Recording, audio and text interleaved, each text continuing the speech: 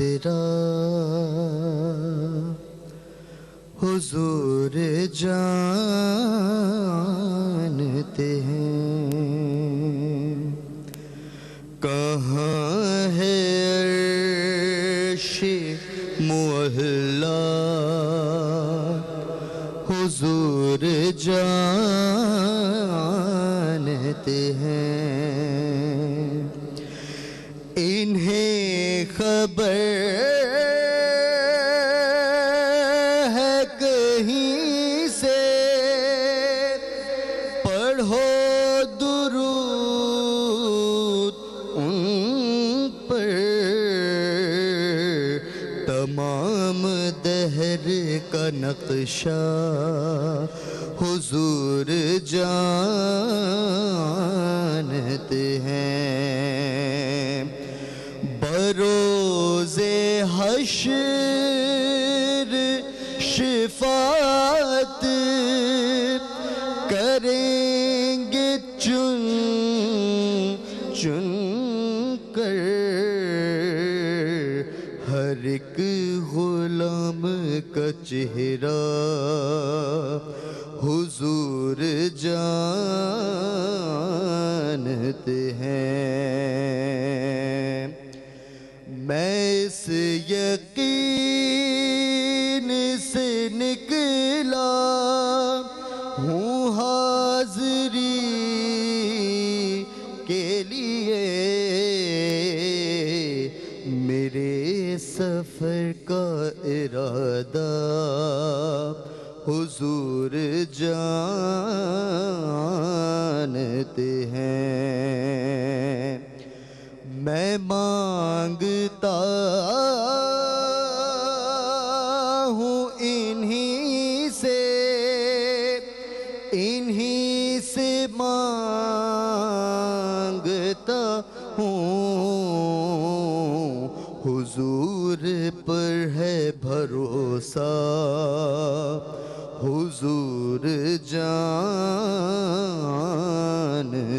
ہیں، خدا نے اس لیے قاسم انہیں بنایا ہے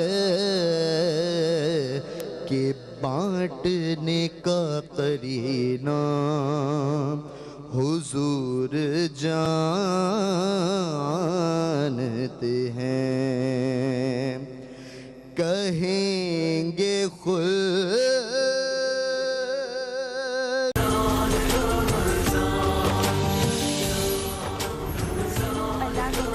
جو بڑا مہربان اور نہایت رحم کرنے والا ہے۔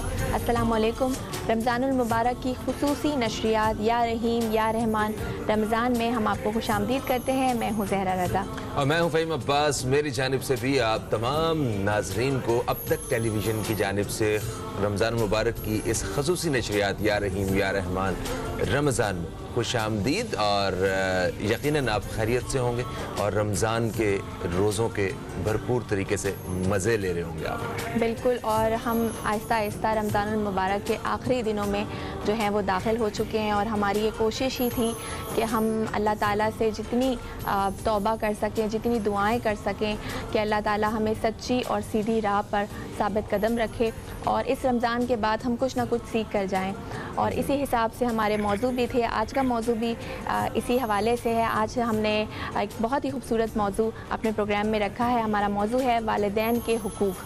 آج ہم ان کی اہمیت، ان کے کیا حقوق ہیں، کیا فرائض ہیں، اس کے حوالے سے بات کریں گے، کیونکہ والدین ایک ایسی ہستی ہیں جو کہ اللہ تعالیٰ کی عطا کردہ نعمتوں کی اگر بات کی جائے تو سب سے حسین ترین نعمت ہے والدین کا سایہ سر پہ سلامت ہونا۔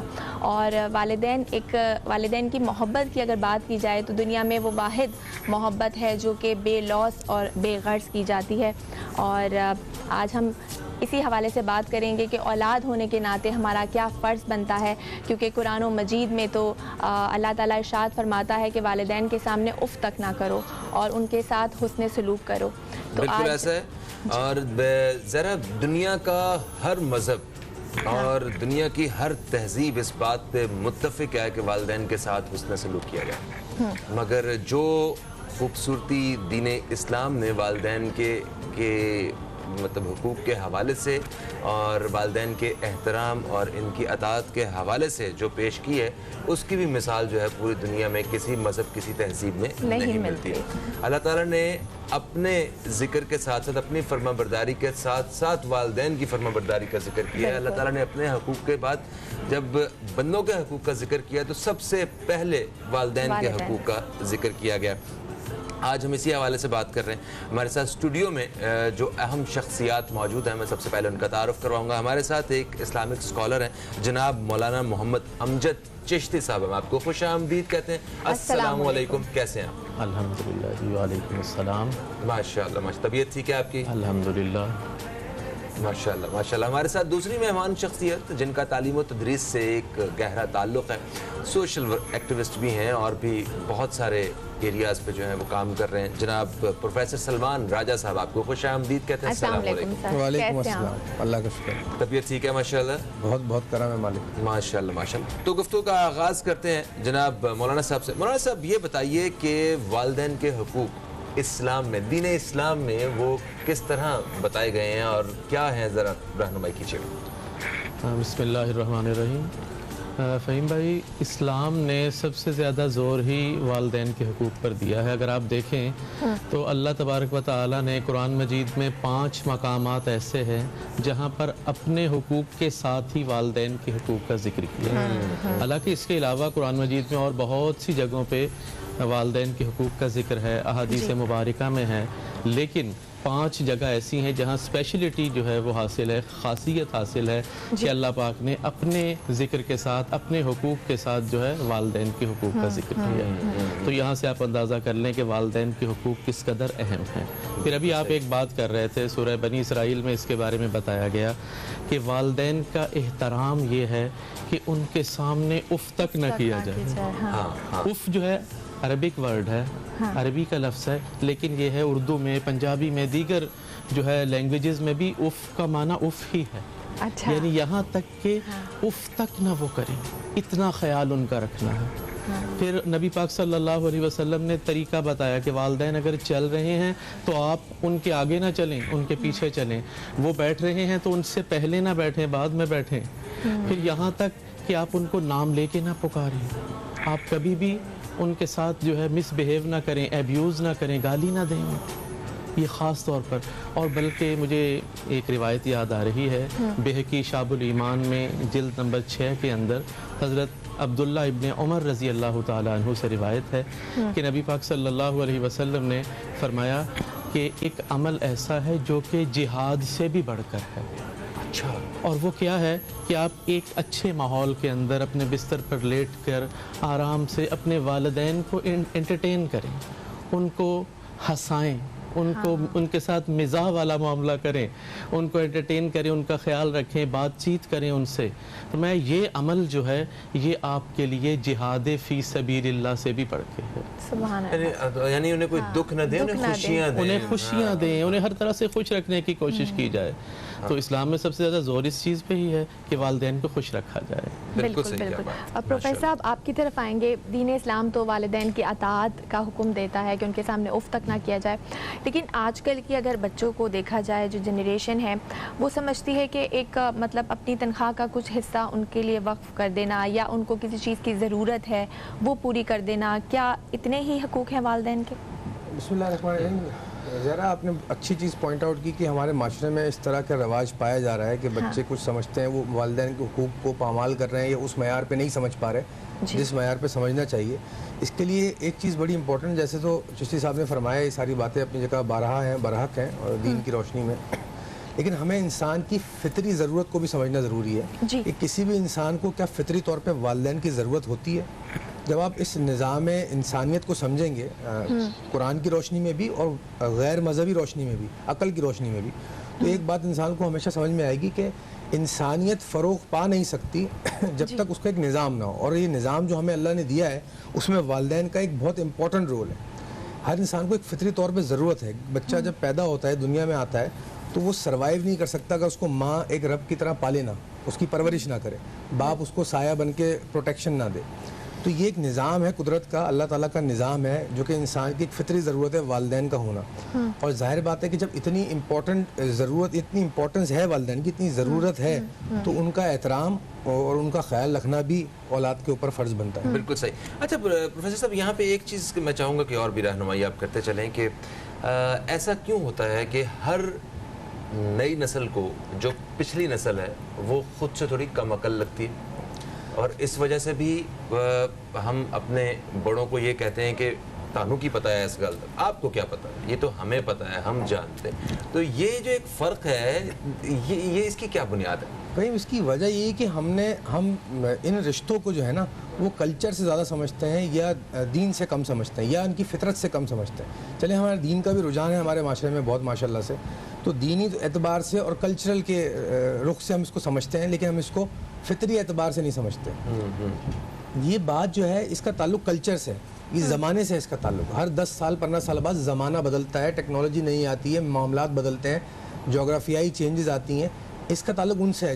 ظاہر بات ہے میں اگر میری عمر 40-50 سال ہو گئی ہے تو میں 20 سال والی چیزوں کو نہیں فالو کروں گا. تو اس لیے ینگ جنریشن ماں باپ کو یا بڑوں کو یہ بولتی نظر آتی ہے کہ آپ کو نہیں پتہ آج کے دور کے بارے میں. اس کا تعلق آپ کے ماں باپ کی سوچ یا ان کے رتبے سے نہیں ہے, اس کا تعلق آپ کی کلچر سے ہے, آپ کے ٹیکنالوجی سے اس کا تعلق ہے, آپ کے دور میں کیا چل رہا ہے, زمانہ کیا چل رہا ہے. تو زمانے ہمیشہ بدلتے ہیں اور ہر نئی جنریشن جو ہوتی ہے نئے زمانے کو سمجھتی ہے. اور یہ بولنا والدین سے انتہائی نامعقول ہے کہ آپ یہ کہیں کہ آپ کو کیا پتہ ہے زمانے کے بارے میں. تو نئی نئی ٹیکنالوجی چیزیں آتی رہتی ہیں, کل یہی بچے جو ہیں وہ بھی ماں باپ بنیں گے تو نئی ٹیکنالوجی آ جائے گی. ان کے بچے جو ہوں گے ان کی ٹیکنالوجی, ان کا دور نیا زمانہ ہوگا تو وہ ان کو نہیں پہچان پائے گا. مولانا صاحب, سارے ماں باپ کی خواہش ہوتی ہے اور وہ یہ تمنا کرتے ہیں کہ ان کے بچے جو ہیں وہ اچھے بنے, نیک اور صالح بنے, لیکن اگر وہ ایسا نہیں بن پاتے یا بہت بدتمیز ہوتے ہیں تو کیا اس کا کریڈٹ کیا ماں باپ کی تربیت کو جاتا ہے یا پھر معاشرے کا بھی ایک پہلو ہے اس حساب سے, کیا کہیں گے؟ یہ دونوں چیزیں ہی ہیں جی. والدین کی تربیت جو ہے وہ بہت اہم ہے, اس کے ساتھ ہی معاشرے کا کردار بھی کم نہیں ہے. اب آپ یہ دیکھیں کہ تالی دونوں ہاتھوں سے بجتی ہے, بڑا مشہور محاورہ ہے. جی ہاں. تو یہ ہے کہ یہ دونوں چیزیں ہی ہمیں ساتھ ساتھ لے کے چلنی پڑے گی. ہمارا معاشرہ بھی جو ہے وہ سپورٹ کرے, ساتھ میں یہ ہے کہ گھر سے اچھی تربیت ملے, اور اچھی تربیت اولاد کو دینا والدین کے اوپر اولاد کا حق ہے کہ آپ انہیں اچھی تربیت دیں, آپ انہیں اولاد کے حقوق میں شامل, یہ اولاد کے بھی ہم وہ خیر ٹاپک تو ہمارا والدین کے حقوق ہے, تو یہ اولاد کے حقوق میں آ جاتا ہے کہ انہیں اچھی تربیت آپ نے دینی ہے, گائیڈ لائن دینی ہے, آپ نے ان کی جو ہے تعلیم کے اوپر جو ہے توجہ دینی ہے, فوکس رکھنا ہے, اور دین کی تعلیم اسپیشلی انہیں دینی ہے. دیکھیں جب دین سے دوری ہوتی ہے نا تو پھر ہم کیا کرتے ہیں کہ ہم رشتوں کا وہ تقدس جو ہے ہمارے سامنے نہیں رہتا جو ہونا چاہیے, کیونکہ ہمارا مذہب جو ہے ظاہر بات ایک ماڈرن مذہب بھی ہے, اور پھر یہ ہے کہ اسلام جو ہے یہ دین فطرت ہے بلا شبہ.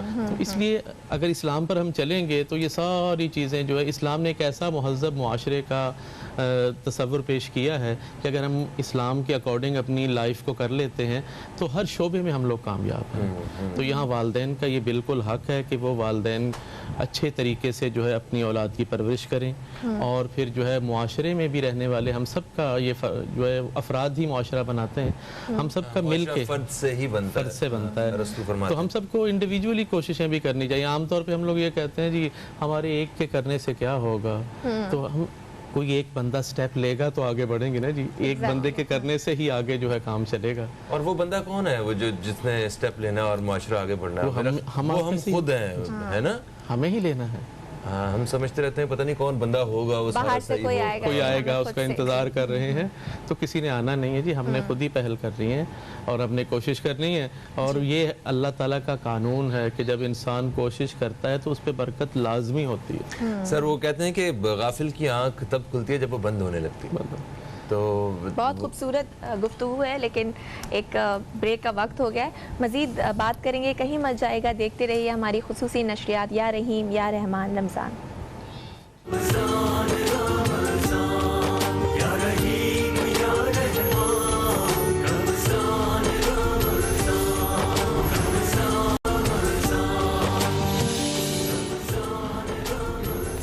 میں فہیم عباس اور زہرا رضا آپ سب دیکھنے والوں کو اب تک ٹیلی ویژن کی رمضان المبارک کی خصوصی نشریات یا رحیم یا رحمان رمضان میں ایک دفعہ پھر سے خوش آمدید کہتے ہیں، اور آج ہم اپنے پروگرام میں والدین کے حقوق کے حوالے سے بات کر رہے ہیں۔ ہمارے ساتھ اسٹوڈیو میں مولانا محمد امجد چشتی صاحب اور پروفیسر سلمان راجہ صاحب موجود ہیں۔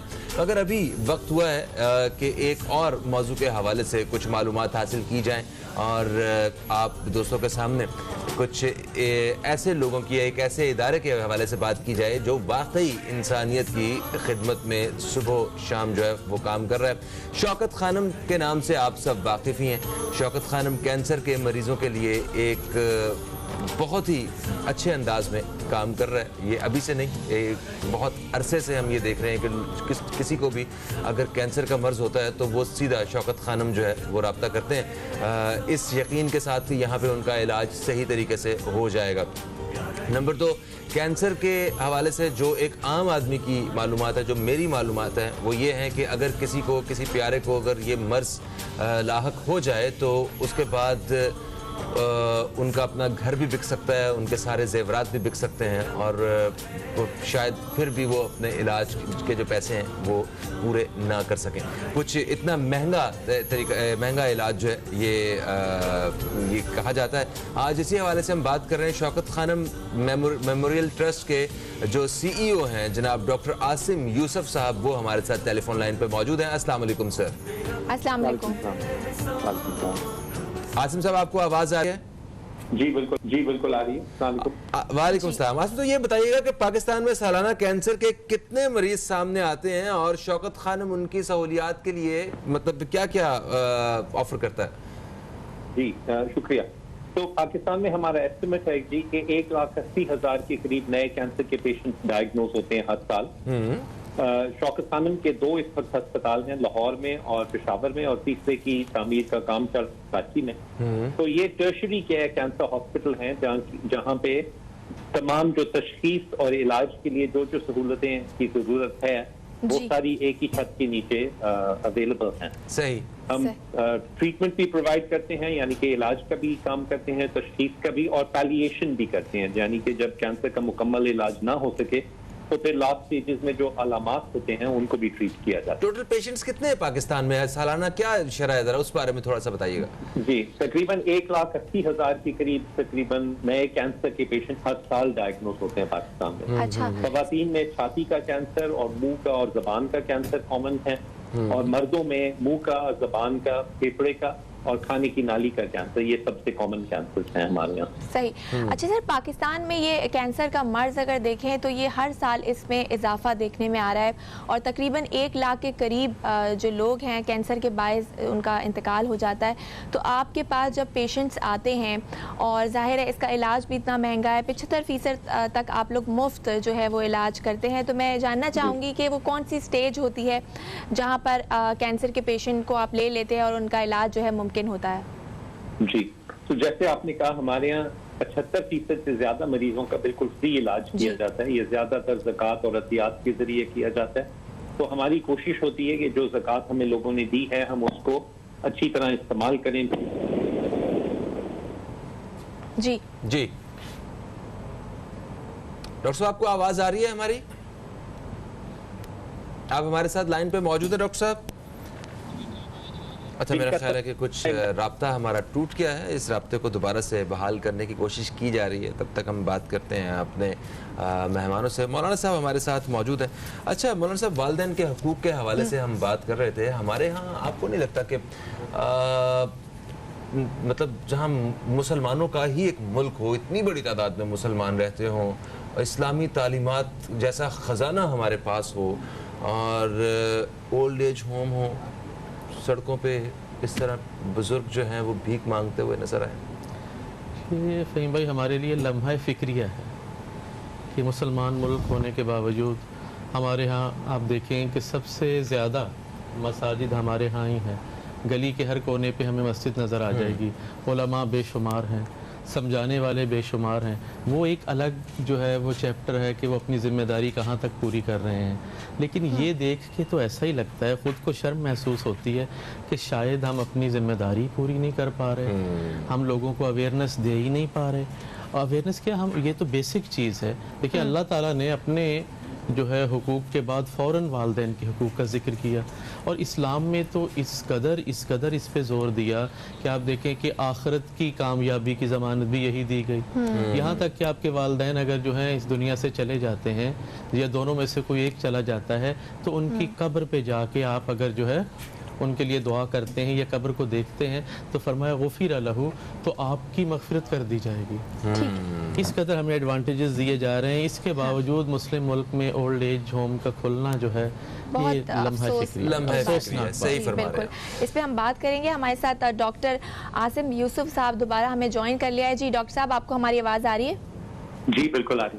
جی ڈاکٹر صاحب, آپ بتا رہے تھے کتنے مریضوں کا جو ہے وہ آپ ٹریٹمنٹ کرتے ہیں اور کون سی اسٹیج ہوتی ہے, کیونکہ کینسر کی بھی اسٹیجز ہوتی ہیں اور ایک وقت ہوتا ہے کہ وہ قابل علاج نہیں رہتا, تو کس اسٹیج پر آپ جو ہے پیشنٹس لیتے ہیں؟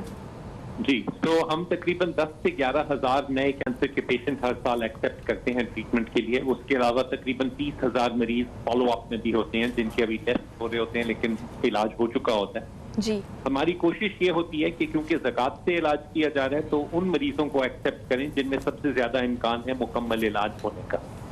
تو جن کی عمر کم ہوتی ہے, جن کی بیماری بہت زیادہ نہ پھیلی ہوئی ہو, ان کا ہم پریفرنشلی پری ٹریٹمنٹ کے لیے ان کو ایکسیپٹ کرتے ہیں.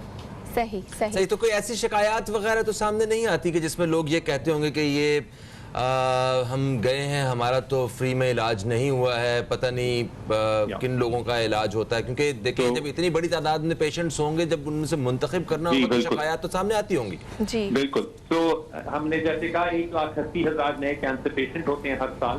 ہمارے جو واک ان کلینک ہیں لاہور, کراچی اور پشاور میں, ادھر تقریباً 45,000 مریض ہر سال آتے ہیں. ٹھیک ہے. اس میں سے ظاہری بات ہے ہم 1 یا 2 ہسپتالوں میں اتنے زیادہ مریضوں کا کوالٹی کے ساتھ علاج تو ممکن نہیں ہوتا. تو اس لیے ہم کوشش یہ کرتے ہیں, جیسے میں نے کہا, کہ جن کا سب سے زیادہ امکان ہے مکمل علاج ہونے کا ان کو ایکسیپٹ کرتے ہیں. ظاہری بات ہے پھر جو ایکسیپٹ نہیں ہوتے وہ افسردہ بھی ہوتے ہیں. ہمیں بھی افسوس ہے کہ ہم زیادہ کا علاج نہیں کر پاتے, بٹ اسی لیے ہم لاہور کی اپنی فیسلٹی ایکسپینڈ کر رہے ہیں, پشاور میں بھی, اور اب کراچی میں پاکستان کا تیسرا شوکت خانم کا تیسرا اور پاکستان کا سب سے بڑا کینسر کا ہسپتال اسی لیے ہم بنا رہے ہیں تاکہ ہم زیادہ سے زیادہ مریضوں کا فائدہ پہنچا سکیں. ٹھیک ہو گیا. تو سر اگر کوئی آپ کے اس کار خیر میں حصہ لینا چاہے کہ مطلب فنڈز وغیرہ ڈونیٹ کرنے کے لیے, زکوٰۃ بہت بڑھ چڑھ کے لوگ دیتے ہیں شوکت خانم کو, تو اس کا کیا طریقہ کار ہے, تھوڑا سا گائیڈ کریں گے مختصر؟ جی ضرور.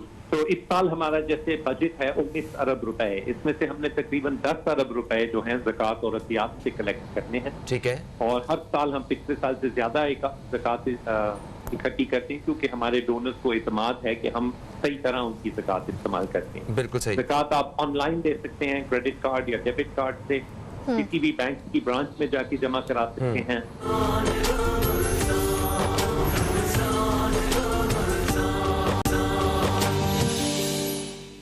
کوئی سلیقہ ہے یار زو کا, نہ بندگی میری بندگی ہے, یہ سب تمہارا کرم ہے کہ بات اب تک بنی ہوئی ہے. کسی کا احسان کیوں اٹھا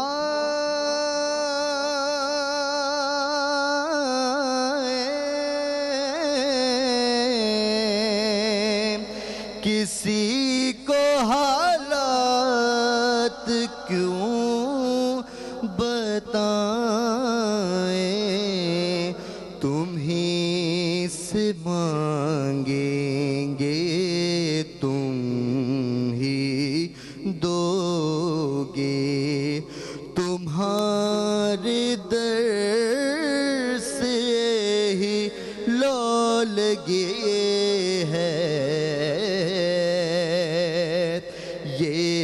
सब तुम्हारा करम है आका, के बात अब तक बनी हुई है। अता किया मुझको दर्द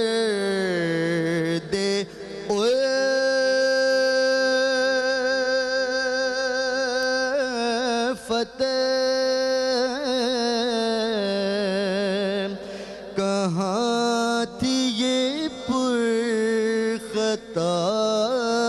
की किस्मत,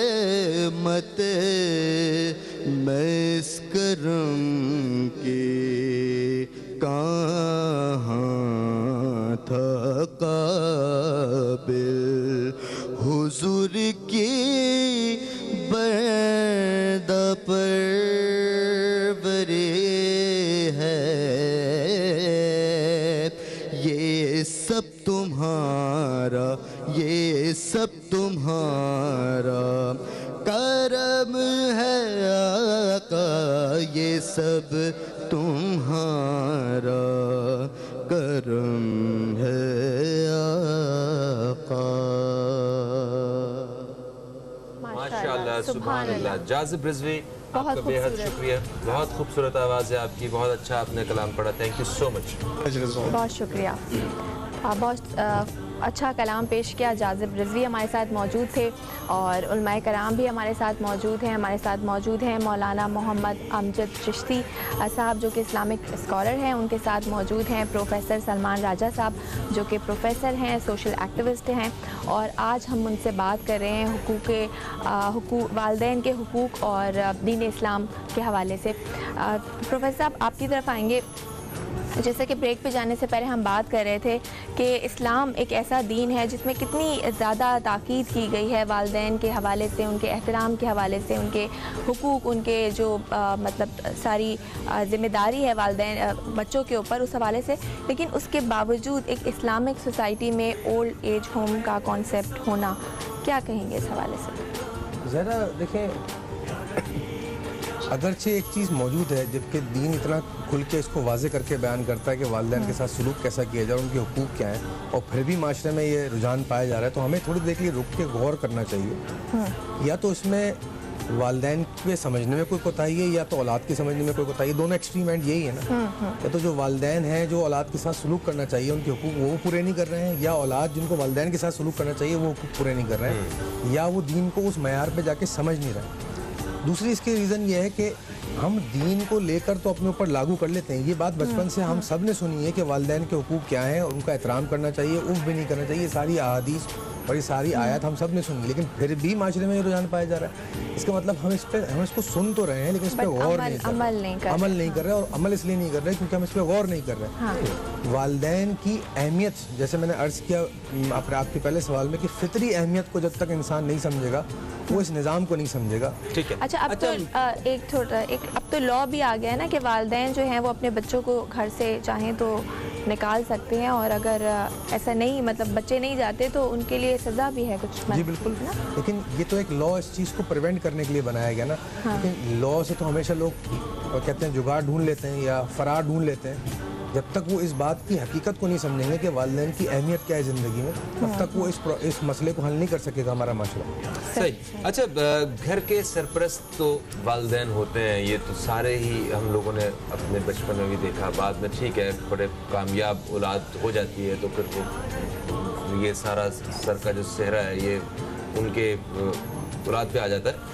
तो जिस तरह एक घर का सरपरस्त जो है वो वालिद या वालदा हो सकती हैं, इसमें मुआशरे के भी तो कोई सरपरस्त होते होंगे। जो मुआशरे में ये जो वालिदैन के हकूक के हवाले से हमें जो बिगाड़ नज़र आता है, जो इसके बारे में सोचें या एक बाकायदा इसके बारे में काम करें, तो वो मुआशरे के सरपरस्त कौन होते हैं? कहीं आपने बहुत अच्छा सवाल रेज किया। हम कन्वेंशनल बात से हटकर हम हकीकत पे इस एरिया पे बात करें तो ज़्यादा माशरे में सुधार आएगा।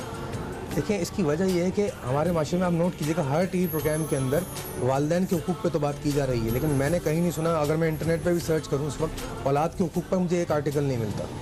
तो यानी कि इम्बैलेंस है माशरे के अंदर एक हमारे। والدین کے حقوق اپنی جگہ امپورٹنٹ ہیں، لیکن بہت سارے والدین اس بات کا ناجائز فائدہ اٹھا کے بھی اولاد کے ساتھ بھی زیادتی کر رہے ہیں، اور بہت ساری اولاد جو ہے اس بات کا فائدہ اٹھا کے والدین کے ساتھ زیادتی کر رہی ہے۔ یہ معاشرے میں بگاڑ جو پایا جاتا ہے، ایک بات۔ دوسری بات، کون اس کو صحیح کرے گا؟ میں آپ کے پہلے پروگرام میں پہلے بھی عرض کر چکا ہوں کہ وہ مرد مومن، وہ اللہ کے نیک بندے، وہ با کردار لوگ جو انسان سازی کرنے کی صلاحیت رکھتے ہیں، ان کا کردار بلند ہے، جو بہترین والدین ہیں، جو بہترین اولاد ثابت ہوئے ہیں، جو بہترین انسان ہیں، جو انسانیت کا درد رکھتے ہیں، وہ مکمل انسان ہیں، جو نبی پاک صلی اللہ علیہ وسلم کے بہترین امتیوں میں سے ایک ہیں، جن کو ہم مرد مومن کہا ہے، جن کو ہم اللہ کے ولی کہتے ہیں۔ صحیح، تو یہ آپ کو لگتا ہے کہ ان کی ذمہ داری ہے؟ حضرت آپ کیا فرماتے ہیں اس بارے میں؟ فہیم بھائی، اس میں علماء کی ذمہ داری بھی ہے۔ اچھا، علماء ہیں معاشرے کے سرپرست۔ دیکھیں نا جی، مساجد جو ہیں وہاں وہ بنائی اسی لیے گئی ہیں کہ ہم لوگوں کی تربیت کر سکیں، لیکن اس میں بھی بہت سارے معاملات ایسے ہیں، کچھ یہ کہ ائمہ مساجد جو ہیں یا خطبہ حضرات جو ہیں وہ اس طرف آتے نہیں ہیں کہ ان معاملات کو چھیڑا جائے۔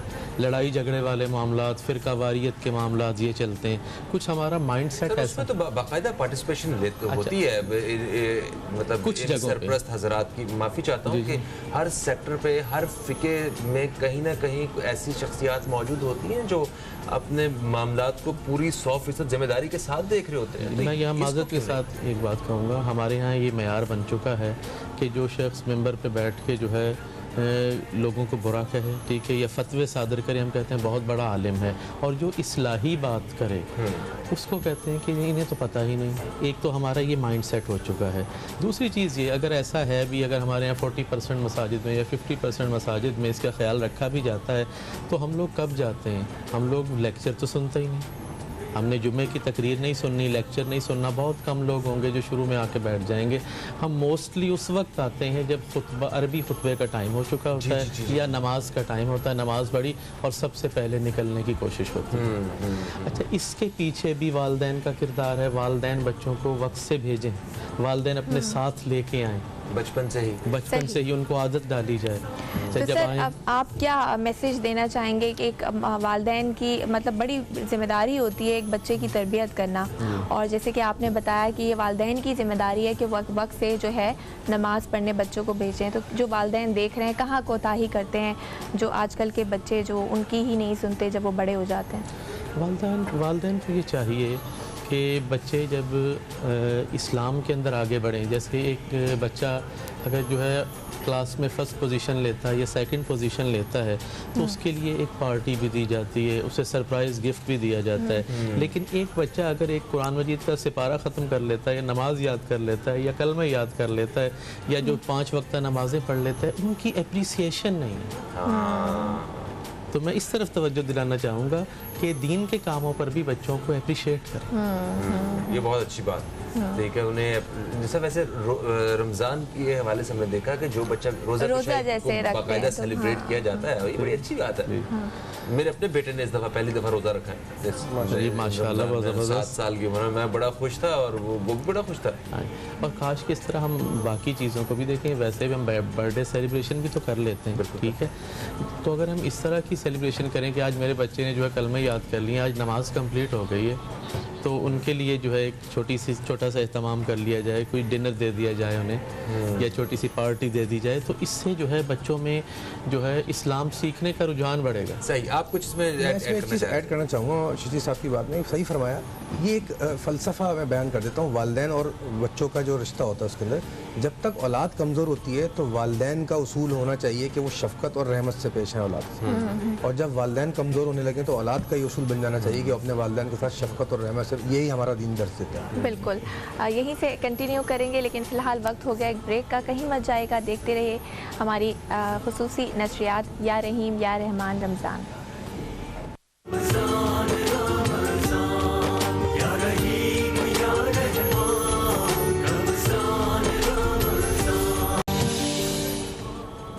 ایک وقفے کے بعد آپ کو پھر سے خوش آمدید کہتے ہیں. میں فہیم عباس اور زہرا رضا. اب تک ٹیلی ویژن کی افطار کی اس اسپیشل ٹرانسمیشن جس کا نام ہے یا رحیم یا رحمان رمضان. آج ہم اس ٹرانسمیشن میں والدین کے حقوق کے حوالے سے بات کر رہے ہیں. ہمارے ساتھ بہت ہی اہم شخصیات موجود ہیں. مولانا امجد چشتی صاحب ہمارے ساتھ موجود ہیں. پروفیسر سلمان راجہ صاحب ہمارے ساتھ موجود ہیں. آپ کو بتاتے چلیں کہ آج کی اس خصوصی نشریات میں ہمارے ساتھ تعاون کیا ہے ہمدرد نے. جی ہاں, ہمدرد کا جب ہم نام سنتے ہیں, ہمدرد لیبارٹریز کا, تو ہمارے ذہن میں روح افزا کا خیال آتا ہے. اور رمضان میں ہمیں ایسا لگتا ہے کہ افطار جو ہے وہ شاید روح افزا کے بغیر نامکمل سی ہے. 27 رمضان کو ہمیشہ سے ہمدرد لیبارٹریز میں اور حکیم سعید صاحب نے 27 رمضان کو جشن آزادی کے طور پہ منایا ہے. اور آج 27 رمضان بھی ہے. اسلامی تاریخ کے حساب سے آج جشن آزادی بھی ہے. آج ہی پاکستان جو ہے وہ آزاد ہوا. آپ سب کو, ہم سب پاکستانیوں کو یہ آزادی بہت بہت مبارک ہو. اور یہ وہ آزادی ہی ہے جس کی وجہ سے آج ہم بڑے سکون سے اپنے ملک میں اپنی ساری جو دینی جو پریکٹسز ہیں وہ آزادی سے کر پا رہے ہیں. حکیم سعید صاحب کے حوالے سے میں بتانا چاہتا ہوں کہ وہ ہمدرد کے بانی حکیم سعید صاحب, جنہوں نے 1948 میں ہمدرد لیبارٹریز پاکستان کا قیام کیا. حکیم سعید صاحب جو ہیں وہ 1993 اور 94 میں سندھ کے گورنر بھی رہے. اور ایک اور خاص بات کہ ہمدرد لیبارٹریز سے کمایا جانے والا جو پیسہ ہے, جو منافع ہے وہ ملک کی فلاح و بہبود پہ بھی خرچ کیا جاتا ہے. آتے ہیں واپس اپنے موضوع کی جانب, والدین کے حقوق کے حوالے سے بات کر رہے ہیں. بالکل مولانا صاحب, والدین کے حقوق کی اگر بات کی جائے تو والدین کے کہتے ہیں دعا میں بہت زیادہ اثر ہوتا ہے, اور اسپیشلی ماں کی دعا تو کہتے ہیں کہ رد نہیں ہوتی. میں چاہوں گی جنت کی ہوا ہے, لیکن میں چاہوں گی باپ کی دعا میں آپ اس کے حوالے سے بھی بتائیں کہ باپ کی دعا میں کتنا اثر ہے. اور ماں کا تو ہم سنتے ہی رہتے ہیں, باپ کے حوالے سے بھی بتائیے. جس طرح ماں کی دعا میں اثر ہے, اسی طرح باپ کی دعا میں بھی بہت اثر ہے. یہ الگ ٹاپک ہے کہ اسلام نے ماں کو مقام باپ سے زیادہ دیا. اصل میں ایسا ہوتا ہے, میں تھوڑا سا یہاں پہ ٹائم لوں گا, کہ جب ہم رشتہ ازدواج میں منسلک ہوتے ہیں تو اس وقت جو ہے مرد کا مقام زیادہ ہے. قرآن میں الرجال قوامون علی النساء, تو اللہ تعالیٰ نے جو ہے مردوں کو عورتوں پر فضیلت دی ہے, ٹھیک ہے جی, فوقیت دی. لیکن جب پیرنٹس ہم بن جاتے ہیں تو اب یہ ہے کہ اب لیڈیز کا مقام بڑھ گیا, خواتین کا مقام بڑھ گیا, ماں کا مقام جو ہے وہ 3 گنا زیادہ بڑھ گیا. صحیح. کیونکہ وہ ایک صحابی آپ کے پاس آئے تو پوچھا کہ یا رسول اللہ صلی اللہ علیہ وسلم کہ مجھ پہ سب سے زیادہ حق جو ہے اللہ اور اس کے رسول کے بعد کس کا ہے؟ تو کہنے لگے تمہاری ماں کا. عرض کی, پھر فرمایا ماں کا, پھر عرض کی, فرمایا ماں کا, 3 دفعہ ماں کا, اور 4تھی دفعہ فرمایا تمہارے باپ کا. لیکن اس کا یہ مطلب نہیں ہے کہ باپ کا مقام کم ہے, باپ کا مقام بھی بہت زیادہ ہے. ماں کی عزت کریں اور باپ کی نہ کریں, ایسا نہیں ہے, بلکہ فرمایا تمہارے باپ جنت کے دروازے ہیں. وَأَوْسَطُ أَبْوَابُهَا, یعنی کہ جو جنت کا سینٹرل گیٹ ہے, مرکزی دروازہ, وہ تمہارا باپ ہے. تو اس لیے جو ہے باپ کی بھی قدر کرنی ہے, اور باپ کی دعا بھی بلا شبہ جو ہے اللہ پاک اس کی اولاد کے حق میں رد نہیں فرماتا. باپ کی دعا بھی بڑی اہم ہے. کہتے ہیں ماں کی بدعا نہیں لگتی مگر باپ کی بدعا لگ جاتی ہے. باپ کی بھی بدعا لگتی ہے, ماں بدعا دیتی نہیں ہے نا کبھی. لیکن اللہ تعالیٰ نے یہاں پہ بھی ذکر فرمایا نا زیادہ تھا. پنجابی ماؤں سے ملی نہیں آپ کو. اچھا, دونوں جگہ اللہ تعالیٰ نے دونوں کا ذکر فرمایا. اپنے بچوں کو دیتی کسی اور کے بچوں, ارے اپنے بچوں اس سے تنگ جو کرتے ہیں تو وہ کہہ دیتی ہے چھوڑے. جہاں پہ بھی ذکر ہو رہا ہے نا قرآن میں, وہاں پہ صرف باپ یا صرف ماں کا نہیں ہو رہا, کیا ہو رہا ہے؟ وبالوالدین, یعنی کہ والدین کا, ماں اور باپ دونوں کا ہو رہا ہے. تو اس لیے باپ کا مقام اپنی جگہ بہت زیادہ, ماں کا اس لیے ہے کہ ماں مشقتیں بھی بہت اٹھاتی ہے.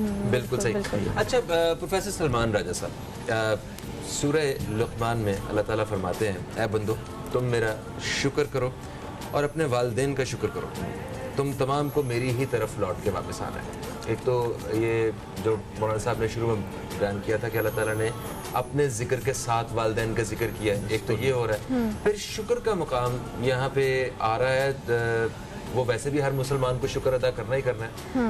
والدین ایک بہت بڑی نعمت, جن کے والدین حیات ہیں ان کے لیے وہ والدین ان کے بہت بڑی نعمت ہے. اور یہ نعمت کا تب احساس ہوتا ہے جب یہ نعمت ہاتھ سے جا چکی ہوتی ہے, چھن چکی ہوتی ہے.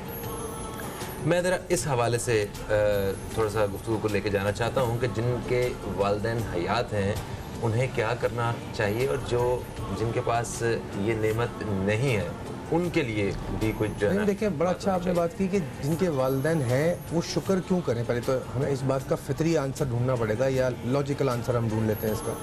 قدرت نے ایک نظام بنایا، جیسے میں نے عرض کیا کہ آپ اس پوری ایکویژن جو آپ کی زندگی نا، آپ اپنے اوپر رکھ کے دیکھ لیں، آپ اپنے اوپر رکھ کے دیکھ لیں اپنی اس پوری زندگی میں سے نا اس کو ایک ایکویژن بنا لیں، ایک نظام. اس میں سے والدین کو مائنس کر کے دیکھ لیجیے آپ، بچپن سے لے کر آج تک اگر آپ کی ماں اور باپ نے وہ نہ کیا ہوتا جو آپ کے لیے انہوں نے کیا ہے، تو کیا انسان یہاں تک پرورش بھی پا پاتا؟ بالکل نہیں.